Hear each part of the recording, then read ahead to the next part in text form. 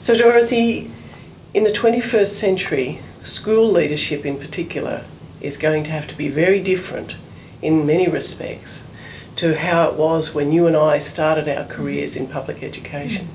So can you talk a little bit about the things that you think are important for school leaders to adopt when they're working with others in schools to promote increased life chances of children? Well, I think just from our experience of working in Australia, and I don't know whether it's transferred into Canada, but certainly the very clear sense of purpose, a moral purpose. A moral purpose, yes. And that needs to be shared across the school. So there needs to, principals need to think about leadership as an organisational capacity. That leadership is the capacity to influence others towards a preferred future. And that can happen, it's not positional, it's organisation wide. Yes. So the development of concepts around distributed leadership is part of the 21st century leadership theory that we all read about. Right. And I like to hear that. That's really important, especially for democracies which are trying to show other parts of the world a better way to exist, because if you look at the demographics, there are very few people in non-democratic countries that have the freedom that democracies, flawed as they are and imperfect as they are, they still offer the prospect of various forms of freedom that many other non-democratic countries have. Yes, and we talk about teacher leadership. Yes. And it's quite interesting because the understanding of that is different depending upon who you read. Yes, good point. So I guess our understanding of teacher leadership is that they are pedagogical leaders. Yes. Because we believe that the teaching profession is a sophisticated profession. Yes, indeed. And that when done well. When done well. Yes. And that they have the capacity to lead their professional communities. Yes. And teachers actually have, teachers start teaching because they want to make a difference. And teachers take up advocacy roles on behalf of students. So a lot of the cultural barriers that often are put up to say we don't need to change or we're not going to engage in certain processes of professional development can often be challenged by teacher leaders. Yes, indeed. And they will talk about the why of change. That's right. Yes. And have greater respect. There's a whole level of trust that they have with their colleagues. And the principal actually plays what we call a meta-strategic role, an enabling role. Yes. Having a very clear sense of what you're trying to do, to communicate that effectively, to capture that in terms of a vision and a school-wide approach to pedagogy, which is developed with teacher leaders and the professional community, and then enable processes to have resources in place, to open up conversations about authority, about leadership in the school, and develop networks of support both internally and externally. Excellent. Yes. So let me tease some of that out with you. We know, you know from your research, I certainly know from my research, that the best school leaders demonstrate day in, day out certain sorts of qualities as they work with others to make productive changes largely for children. Although, of course, the benefit to adults who are employees at that school is that they get great intrinsic satisfaction from seeing children and young people prosper.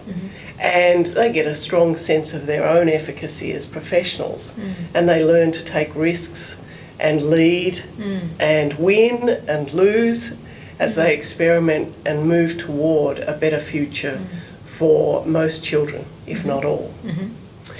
But we've seen time and time again systems departments of education struggling to comprehend the need to trust schools and trust principals and teachers more so that they can offer specific responses to their school's circumstances. So what's some good advice for people who are genuinely committed to good change, morally sound, morally defensible change? How can they go forward if, for example, they have a system that doesn't recognise the importance of allowing schools to shape some policy edicts, for example? I believe that courageous principals can do in the short term. I'm not convinced that in the long term that they can survive systems that don't support rethinking schools, rethinking roles and responsibilities. And I think Michael Fullan's actually talked about the impact of systems on schools. Yes. Our recent research in Sydney, New South Wales, Catholic schools, who system has embraced a process of whole school change that recognises parallel leadership and recognises and trusts the profession. And sustainable change is a reality in their world. Yes. And it has huge difference because they think about who you replace in principle, so you don't put someone that comes in and says, I have a better plan than the previous person, and everyone then ducks the cover again. They actually have developed what we would call high relational trust throughout the system. Right. And from all our research supports what Rick talked about, relational trust. You cannot sustain any improvement over time without a strong relational trust, which we call social capital, which I think in the literature, capacity building is talked about social capital. Yeah, indeed. Indeed. So if we turn to the issue of trust, the principal for a start has to have trust in his or her capacity to work well with people. How can we help principals who sometimes don't feel comfortable working well with people, aren't sure of how to approach tensions and dilemmas that they face in concert with others in schools? What's some advice for them?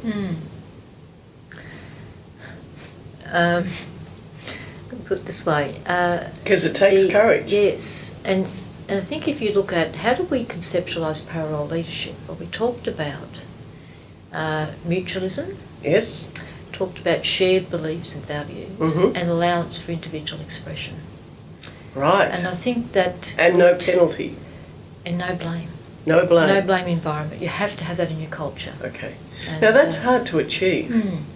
And I think that if you have built a no blame environment, if you have built trust, a process of doing that, people can actually rethink their image of self and redevelop how people see principals as not being the person, but that has to do everything for everybody. Yes. But is an individual. Yes. And so principals, we see that perhaps like some of the qualities that you would see as being the super principal, yes, surround themselves with other people who develop a mutualistic relationship and are able to fulfil the leadership capacity that's required in the organisation. Okay, so are you suggesting that a wise principal who realises that he or she has particular shortcomings, shall we say, because all humans are flawed, right? And we have to be kind and patient, not only with everybody else, but with ourselves. So are you suggesting that, for example, say somebody who was not good at relating with others, make sure that they get somebody near them in a position who does that extremely well? Yes, and we see that time and time again. You can't take the individual. There's things about individuals that they find difficult to change, but or even redevelop. But recognising that leadership is a capacity in the organisation, in the school, you say, what sort of leadership do we need? And then others, enabling others to step forward and take on responsibilities. And a lot of teacher leaders are very good networkers. Yes. They're excellent at building relationships. And if the principal can build a very strong mutualistic relationship with them, they can actually do a lot of that other work that maybe a very strategic principal might not be able to do. Yes. I'm not saying all strategic principals can't relate effectively with other people, but sure. It's about not seeing that leadership is residing in one person. Yes, indeed. And that is so true not only across Western countries, but across most countries, that the future will be about collective enterprises with people as the quest for peace continues through most of this century. And until we get that level of collectivity, it's unlikely that countries, especially some of the rising economic powers, will feel that they have to work peacefully with others. So schools that have principals who are keen to invest trust and have strong faith in their teachers and other members of the school community, they also need, as you said, mutuality to apply. So what is good practice for a teacher in terms of engaging with the leader, remembering that he or she has various imposed policies to deal with and make sure that they are taken care of and implemented in good faith? What's good practice for a teacher in that situation? Comes back to trust. Yes. That, sometimes people struggle with why a particular principal might make a decision. Yes. But if you've built a trusting relationship, people know that it's been done for the right reason. Good. And so you don't get this, why did that happen and whatever. And so it's also being transparent about decision making. Yes. But there are some decisions that, because of positions, can't be conveyed. Yes. And so you have to ultimately believe in that person. That's so true. Believability is crucial. And I think that one of the things we talked a lot about when we talked about distributed leadership was that it is an organisation, it is a system, and there are roles and responsibilities that people play. So principals do have the ultimate responsibility. So the buck stops here, if you want to say it that way. But you can build collective responsibility, and that decision making can be open and transparent. But there are some times you just have to trust the person who's doing the right thing. Absolutely. And that that's part of believing that we're all in this together. We're all having same aspirations for students, and that people are going to do the right thing. Okay. I actually did my PhD on trust between principals and teachers. And I have to tell you, I found that only one of the 4 principals from the 4 high schools that I studied in Melbourne, Australia, was highly trusted. The other 3 were trusted, but one had stellar trust from the more than 50 members of staff whom I interviewed individually. So in her case, what stood out amongst staff in terms of her practices was just what you said. They believed that her moral purposes and her willingness, her doggedness to implement and advocate and to do things properly, morally, every day, was what really compelled their vision of her as a trustworthy leader. But it wasn't easy, because she encountered very stiff opposition from the system that employed her at the time. And indeed there were some quite unpleasant stories from staff about how members of the central administration at the time dealt with her to try and control some of her support for her school, because the government at the time wanted to sell the property and it would have been worth many millions for a car park. So in that that particular case study, she proved to be absolutely true, not only to her beliefs and the beliefs of the school, but the interests of the students who happened to be very marginalised, students who desperately needed a very supportive school. So if we look at that, we see occasionally we get systems that don't understand the significance of a healthy, supportive school for students. How can we get the message through to systems that it is important to trust schools that are working well and following a moral agenda rather than an economic agenda? I think researchers have a great contribution to that. Yes. I think that we need to publish in areas that have impact. And that might not be the traditional university-approved publication agenda, but professional areas, newspapers, just getting out there, getting on radio, talking about, excellent research that is showing huge change in schools and of great benefit to students. And I don't think we do enough of that.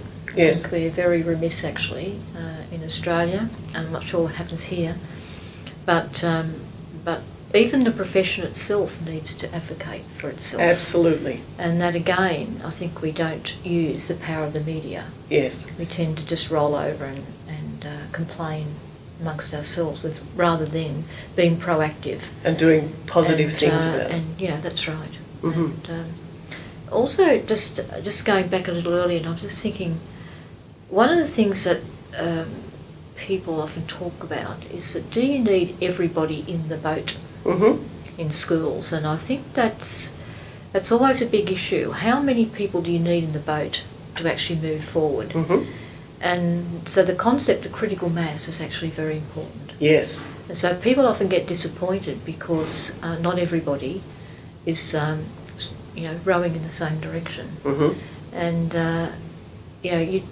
that's probably against human nature. That in a school, you're going to get everybody in the boat, raising the flag and going into the sunset. Yes. And I think we need to be realistic about that.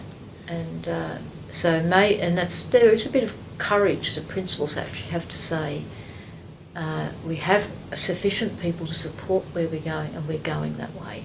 Yes, indeed. And then people can make their decision about whether they hop in the boat, whether they hang on to it, or whether they swim in the other direction. But it does actually provide people choice about what they want to do. But there is a commitment to not undermine. Absolutely. And that's the only thing that probably is asked of people who don't necessarily want to hop in the boat. But you don't undermine your colleagues. Yes.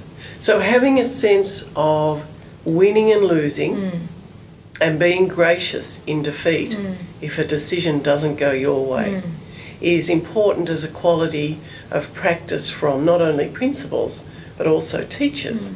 And I would hope we would be showing students through sport and other engagements that it is important to be a gracious winner and a gracious loser. Well, I think you put in place systems that enable people to contribute.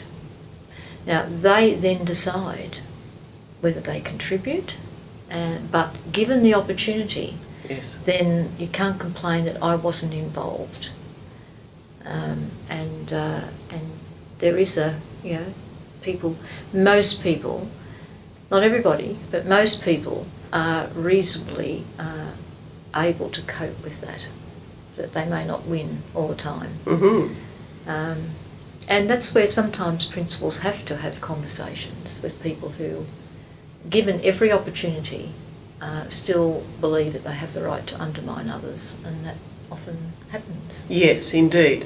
And we'll come to that issue of toxic or negative cultures that don't really do a lot for anybody's soul and often create havoc, especially for school leaders. But this issue of leaders feeling, and I know there are some who are of the thought that their view should prevail always, how can we encourage them to review that position? Is it through professional learning? It has to be, yeah. The project that we run, which is a whole school improvement project, principals that engage with that and schools, we actually upfront say, we're going to ask you to rethink. Because in the 21st century, we need to be rethinking our practice, the way we organise things, and part of that is rethinking leadership. And if you're not prepared to do that, then you're not a learner in the 21st century, and you have to be. Yes. So don't engage with the process that we're proposing if you're not prepared to challenge existing practices and existing assumptions right across the board. Okay. And that includes the engagement of student voice in student leadership. And we translate that to student leadership. Yes. And more and more we're finding, particularly in in Australia it's secondary school, so that's age years 12 to 18, that they want a voice in their learning. Yes. They want to be more engaged in decision making about how they learn. They probably haven't got the option of what they learn in the sense that there's a curriculum, but how they learn, how they engage with the learning process. Yes. And teachers have to be able to build better relationships based on that need. So that's challenging teachers to rethink practice. Yes. And also the teachers, as a result of that, need to perhaps think about how you might better work together to enhance learning outcomes for students. Okay. So you and I have talked about the importance of leaders having a bigger picture so that they can help explain the why of change. And usually teachers understand the importance if you share a big picture and that they may have a big picture view as well to add to that. But what is the problem if a leader simply brings in a raft of policies that a system has asked them to implement and tries to jump that part of the process, not explaining the why and getting straight into the how and when? What's the problem with that? Well, there's no shared understanding about why you're doing this. And so you're saying, well, you've got to do it because teaching is a profession that tends to be able to comply or not comply with certain things. So it makes the change more difficult. So principals are actually more transparent, and there are things that you have to do. And principals go up and say, "Look, the system has said we have to do this. How might we deal with this?" Yes.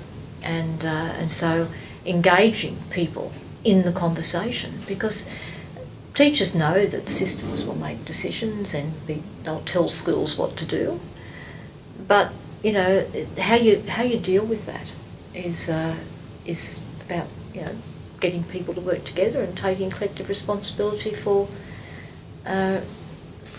responding. Yes. And depending upon the system, because some schools, as you know, in Victoria, it's a self-managing school, so principals can make some decisions about delaying implementation or how they might respond to things. And not all systems in Australia are like that.